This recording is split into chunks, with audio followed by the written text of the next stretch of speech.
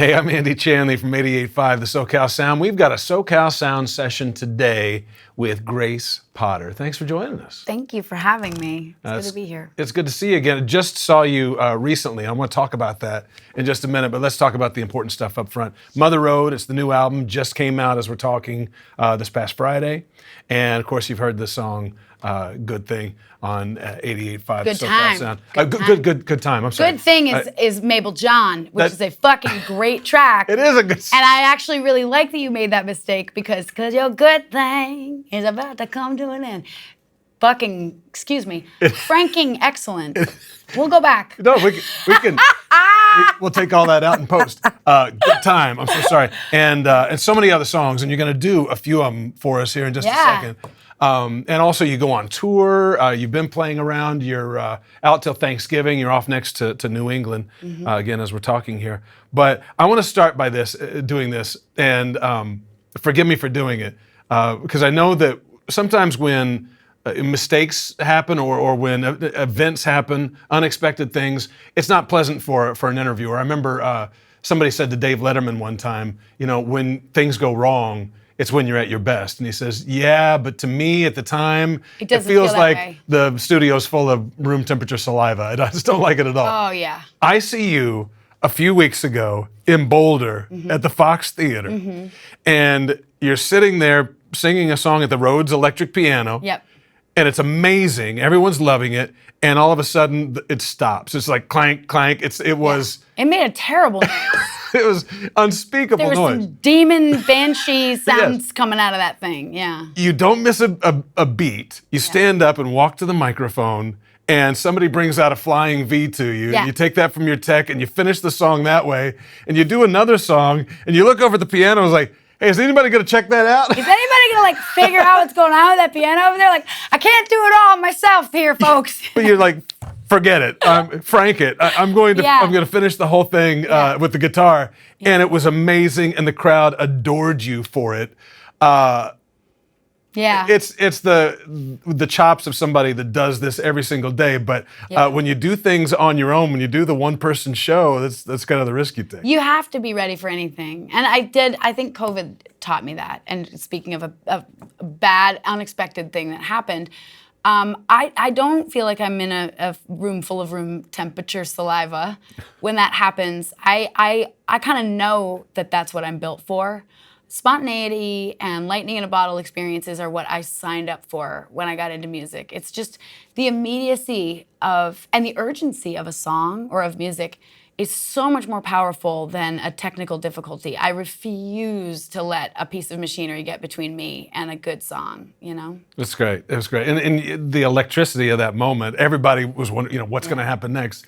It's pretty powerful. Well, thank you. It's a little off-putting when it happens, but I've been. Well, you can't say electrocuted because if you get electrocuted, you're dead. Yes, technically. But I've been shocked on stage, and I've just sung through it and pretended like it wasn't happening for a whole show before. Where once someone else got up on stage and a tech checked to see what the grounding issue was, they would go whoa, off the microphone, and I don't know. Maybe I've got a high threshold, or maybe I'm just a crazy person. Maybe I need that electroshock. Maybe that's what's going on. It's therapy? Yeah. Is that possible? Well, we mentioned the song Good Time. Yeah. It's so many. Here's how you know when you've got a good song, when you've got lightning in a bottle. It's when it reminds you of so many other songs. Yeah. To me, I hear a little of the band's Up on Cripple Creek with the clavinet kind of thing.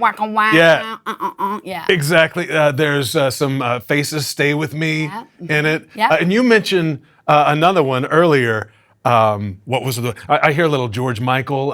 Freedom. Faith. Freedom and faith both are in that sort of the way I was. Whenever I play that song with a guitar, when I wrote it, I was on keyboards. But the second I tried to learn it on guitar, I was like, oh, this is a whole other thing. This has even got a little Iko Iko. Yeah. It's got I'll Take You There by the Staple Singers. But for me, it's because those influences are so steeped in what has been a part of my songwriting all along, which is just honoring the shoulders that you're standing on, because I can't do this shit alone. This is the album, Motherhood, and this is the actual vinyl that we opened up. I haven't pulled this out yet. No. Is this you on the cover? That's me. Yeah, I took that. So I was folding laundry with my son.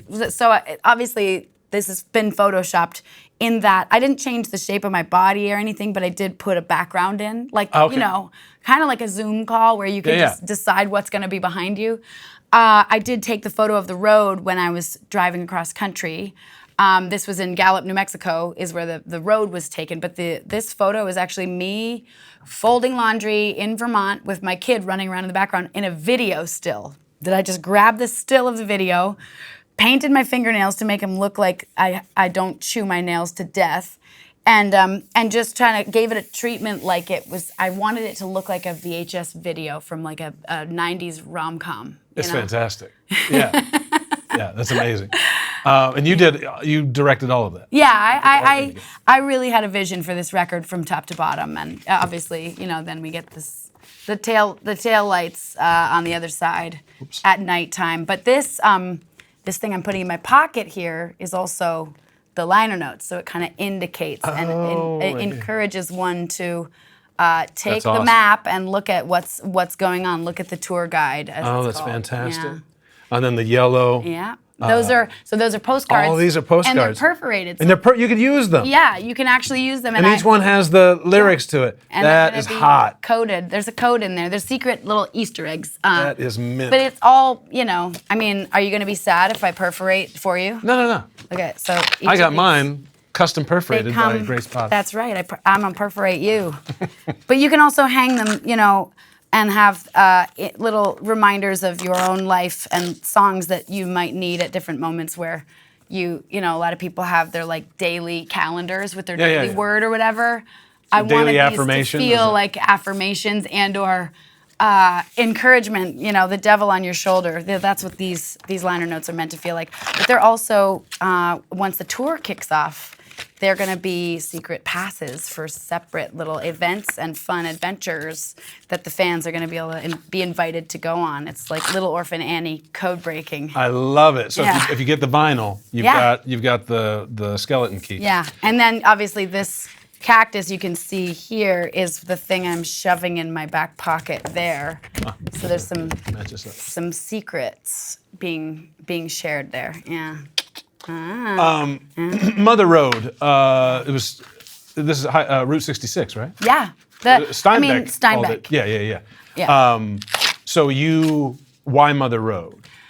Because it's the road I took from, basically, I did a bunch of driving and writing songs and stories that reflected my life, but also that helped me understand what was wrong. Like, I was really having a problem with losing the ability to play live concerts. I think that really took a big chunk of my purpose out of life for a solid few years where I tried everything. I mean, I was one of those musicians that went and did the drive-ins and we had some. All the socially distanced adventures that you could possibly have. I was like, guinea pig, anything you need, I'll be there.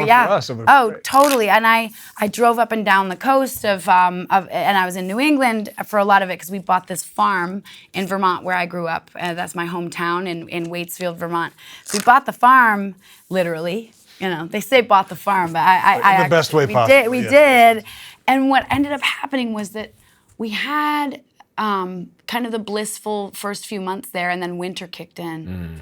And I went through so many different levels of seasonal affective disorder, physical challenges around a miscarriage that I had, but also this sort of feeling that the best days were behind me. Like I was literally out to pasture, you know? So in the midst of it all, I think I realized I needed a reason to go take a trip, and I needed to be by myself. I needed to be on the road and just extrapolate the parts of myself that are creative, the parts of myself that want to be a mother, the parts of myself that love being a performer and miss being a performer, also the parts of myself that maybe were just kind of phony, manufactured things that didn't really belong to me, the stories I'd been telling myself that maybe weren't real. And I used an excuse because being from Vermont, I needed a practical reason to do anything. I grew up, you know, with very, very practical people around me reminding me, like, you can't just go on a willy-nilly adventure, lady. So the rental car shortage, which was a very real thing in 2020, became my purpose. I went and I had to go retrieve our car from our house in Topanga because we have this beautiful home that we still own in Topanga, and our car had just been sitting there. So I flew out from Vermont and went and picked up the car and drove it back east. Drove it all the way back. Very slowly. Wow. And a lot of these postcards that you see are kind of images that I had seen, tourist, those little like sort of brochures that they have at motels and stuff, trying to get you to go look at that coal mine or go to the ghost tour, or go. Right. At Stuckey's. Yeah, you pull off exactly. Yeah. So I really started building a story in my mind of revisiting some of those big pivotal moments in my life that changed me as a person, as a songwriter, as a performer, but mostly just as me. Like, not Grace Potter, the one word Grace Potter person, but like, who am I if I am anything? Proper midlife crisis stuff, you know? Yeah. And what came out of it was this kind of ragtag, Barnum and Bailey circus madhouse of characters. I forgot about the fact that when I was little, I'd had these imaginary friends, all of whom were kind of my support system, because I was a middle child with a very overachieving, incredibly talented, older, socially adept sister, and a brother with some real challenges: epilepsy, nonverbal learning disorder, and a huge slew of challenges in his life. So being the middle child, it didn't give me a lot of chances to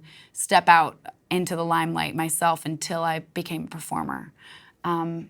But that identity is tied in with a lot of different stories that we tell ourselves about who we're supposed to be, we got to make people happy, you got to do it for everyone else, because you can't just not do something anymore. If people love it, you owe it to the world to keep doing that thing. And I got kind of resentful about that.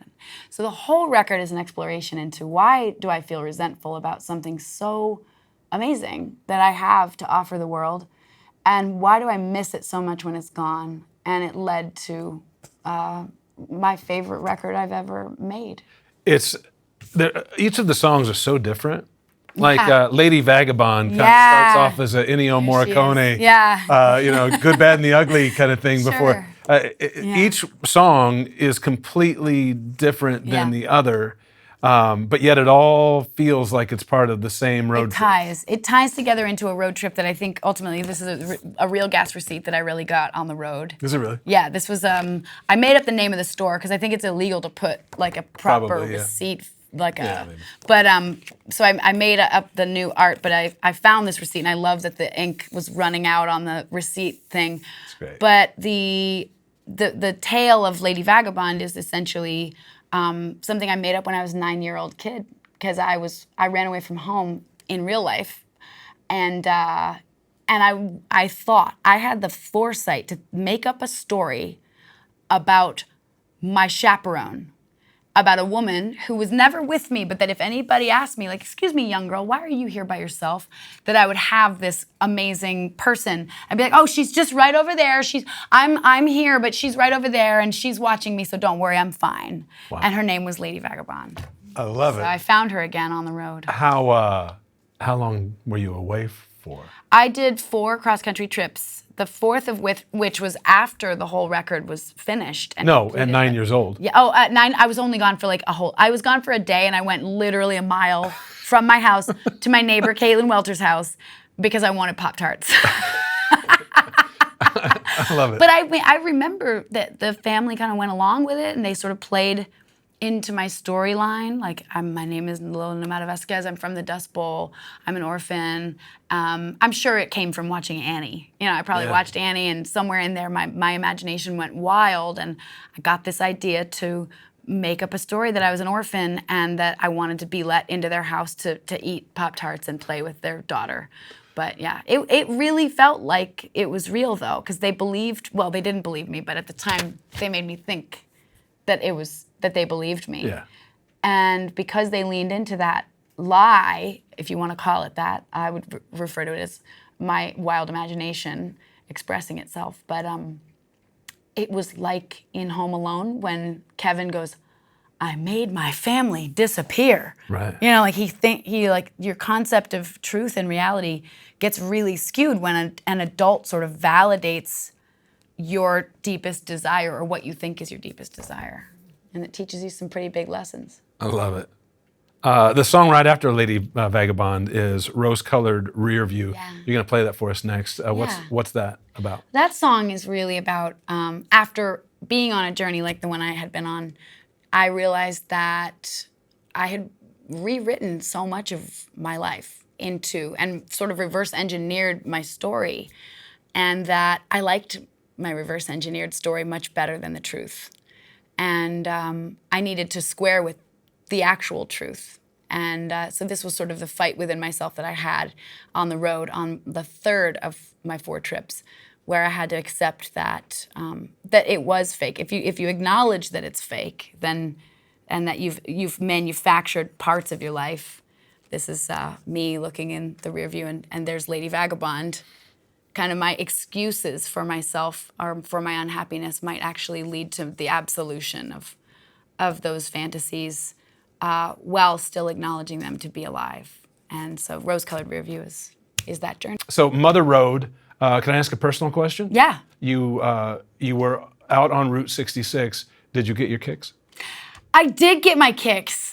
I actually, one of my biggest sort of like aha moments was that I got ogled by a young man in a car in Tucumcari he said something to the effect of, "I'll follow you anywhere. Where are you going? Like, what are you doing? Why are you here by yourself? What's going on?" And I was like, "Oh, I'm just like out on the road. I'm just like, doing my thing." And I was sort of brushing him off, but he was just so captivated by me. I went to breakfast that morning by myself in a diner. I was like, I think that's what they mean by kicks. Like, nothing needed to happen. I just enjoyed the ogling in a way that made me feel like I was 15, 16 years old, and brought me to a place of peace within myself of like, oh, was I just looking for attention this whole time? Is that maybe all this has been about? But I do think getting your kicks is about being taken out of your comfort zone and putting yourself into a situation where you're scrambling the eggs all different. And whatever you do with those scrambled eggs in this new journey that you're on, it's got to be exciting. If it isn't, then we wouldn't have shows like Westworld. Right. Right. That kid didn't have a chance though because you're spoken for. I wasn't interested. His car it smelled. But he was so cute. He really was. It was all I needed was that sparkle of delight of the acknowledgement that something could have transpired. Yeah. And it just was delightful. It was so kicky. That's awesome. You're off the market though. Eric Valentine, same guy that produced this album and did albums. Third Eye Blind, Queens of the Stone Age, Smash Mouth, Nickel Creek. That new Nickel Creek record he also did was also immersive. They were working on that record when this was written. And they're such wonderful people. I just love them. It's so much fun to be around. Amazing performers. So you also expanded your family in the last few years. Yeah. All of this change, I understand why you'd need a little sabbatical, a little girls' weekend out to go and me and all my girls. Yeah, parlay everything into its proper place in your mind. How has this changed you? Is that too open-ended a question? It has changed me profoundly. And I think the thing I didn't expect was that parenthood doesn't fix everything. Parenthood and repositioning yourself or superpositioning yourself into 2 places at once, which is essentially a creative entity that needs to continue to find their outlet while also feeling or presenting as a settled human being that has the answers for this young person who is looking to thrive, looking to find their way, and trying to square the life their parents are presenting to them with the reality that it's maybe a little different than everybody else's life. Yeah. And for me, I think coming back to Vermont was a big trigger in that I thought California was my happily ever after. I had this beautiful home in Topanga Canyon, a safe distance from a city, but still really within the realm of that energetic pulse of a city. 45 minutes from there, yeah. And I knew that Vermont was a place that we would end up settling back down into, especially when he became a teenager, because I wanted and saw our life moving toward a more peaceful and humble beginning for him. But I wasn't really ready for it. And he was a reminder every day of the thing I made and created out in California. Like, it was weirdly a birth and death feeling to look at my son and remember his birth, remember holding him in my arms for the first time, and Eric and I connecting so deeply over this urge to bring another human into the world. And my vision of it, my story that I told myself of, like, I can be both things. I can be a rock star, I can be a mom, I can be a humble Vermont farmer and a rock star, and I can tune those two radio stations together and it's all gonna mesh perfect. And when it didn't, I just felt like such a failure for him, because I wasn't able to present this sunset happily ever after that I had always pictured presenting to my child. And that was the big surprise of parenthood, was that I didn't have control over how I presented to him. He saw through all of it, you know? It's interesting. All of our stories are different, but I remember being nervous about being a dad for the first time. Yeah. And oh my God, I've got to feed this kid. I've got to change their diapers. I've got to shelter them. I've got to get them to school. I've got to do all of these things for them. You bring them home and you realize, not right now. All they need right now is for me to hold them. Be present. All they need right now is this next meal. All they need Absolutely. is just one moment at a time. Yeah. And then when one of ours was sick, we were at the hospital, and my wife lamented that we weren't at home. She goes, she was crying. I just wish she could be home. Yeah. And the nurse said, she's in your arms. She is home. She is home, as far as she's concerned. That's the entire world for her. And when you realize that you have a human being, if you're full of yourself, for the first time in your life, somebody else means more than you do. I mean, it's like they say, it's like having your heart walking outside of your body, you know. Yeah. And I definitely feel that. It was weird to be away from him too, and Eric, because they're such a part of my narrative and my structuring of my life, my day-to-day life, and that routine. I didn't realize how comforting it was until I was out on the road, kind of determining when I go to bed and when I drive and when I stop for gas or stop to go pee. And I didn't have to curtail my schedule to my people for the first time in a long time. And at first it was refreshing, but then I really felt this aching, miserable emptiness without them. That you simply, it's the toothpaste you cannot put back in the tube. Once you love something that much, it's very, very difficult to detach yourself from it. And I found that that's where the healing came from, was in the missing. That I'd rather miss something or even grieve something I've lost than to not feel those feelings at all. Yeah. You know? I wish you all the best with your new family and your new album and all of the other adventures that you've got underway. It seems like it's a pretty exciting time to be you. It's very exciting. I've been waiting a long time for it, but I also feel like I appreciate spending time. I think I mentioned this is like the most in-depth interview as far as just talking about what this means for a song and how a song comes together. And when I talk to you about it, because you're a parent, I'm guessing we have kids around the same age, maybe even. Mine's going to be 6. I got almost 13 and 8.5. Yeah, 8.5.